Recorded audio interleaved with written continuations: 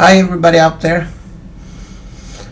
This is going to be a review that I'm going to be doing in English. I previously have made some reviews that I've made both in Swedish and English, two versions, but this will only be an English version because I'm a bit lazy and have a lot of other, not lazy, but I have a lot of other things to do, I shall probably say, and I believe that my Swedish viewers also understand English.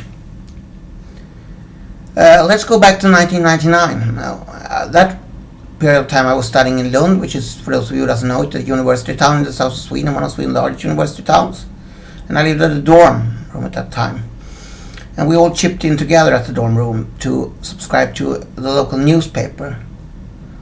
And one day I read in the newspaper a small article telling us that the American country singer and songwriter Hoyt Axton had died. And that saddened me. I was already then a lot of into music, and I had gotten a CD called Live at 25, which was with John Kay and Stephen Wolf, which was made in 1995, recording of their tour. And that was the first time that I ever met Hoyt Axton, and they sang two of his songs that had been hits for them previously, The Snowblind Friend and The Pusher, on that CD. And later on in my musical endeavors, I have encountered him on several occasions, mostly on Elvis Presley, mostly by Elvis Presley performing his song Never Been to Spain.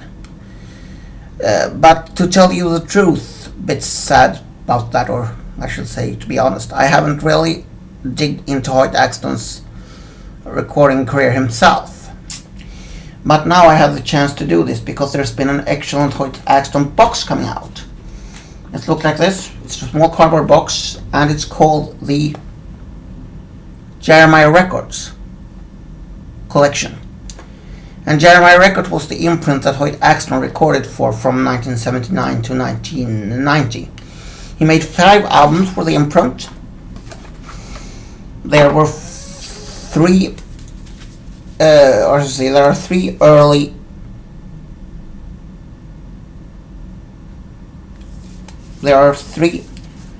of his solo albums.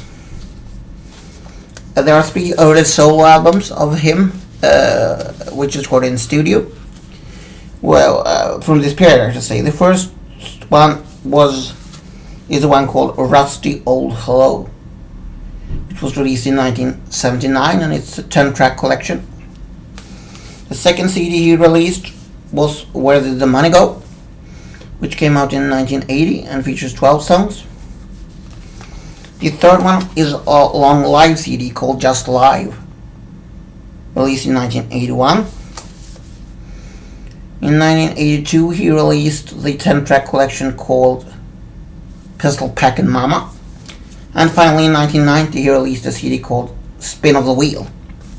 And all these 5 CDs in their original versions as they appeared in their original sleeves are available in this box. You'll also get a glorious large booklet which features a nice essay by Alan Robinson on Hoyt Axton on 2 pages. And for each CD there is complete info of recordings, where and when it was recorded, which musician played on each song, who wrote it, how long are the tracks. And they also feature lyrics to all tracks, even including covers.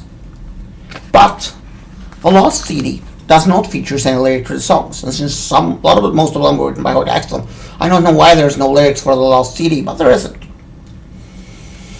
And it features a lot of pictures of Hoyt inside and out, so on. And this is a glorious collection. It depicts Hoyt as singer and interpreter, I shall say, because he does a lot of his own glorious tracks, some of them with very funny lyrics, but he also does a lot of wonderful cover versions. On the last CD, Spin of the Wheel, for instance, he does a glorious rendition of Heartbreak Hotel. Very bluesy sort of feel there with harmonica, a long acoustic guitar solo. He also does a wonderful version of the band's The Weight that he does in a wonderful fashion. And Pistol Packin' Mama shows that he can turn classics such as I Walk the Line, Don't Fence Me In, There Stands the Glass, and Joni Mitchell's He Played Real Good for Free as his own wonderful versions. And this is a lovely box that I really wanted to get. This is, and he sings and plays marvelously. This is some of the best country I've heard in many years. This is classic country, it's remastered, and it's wonderful. So this box is for everybody who wants to hear classic country, well sung, well played, and well performed. I should say he has a lot of people with him, like excellent musicians who perform very well, and there's some of the ace players in the business who are performing with him, and you can read about that in the booklet. So get this if you are interested to good country singing.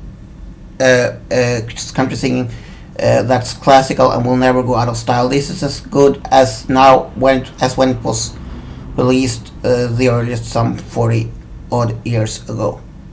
Get this, country lovers.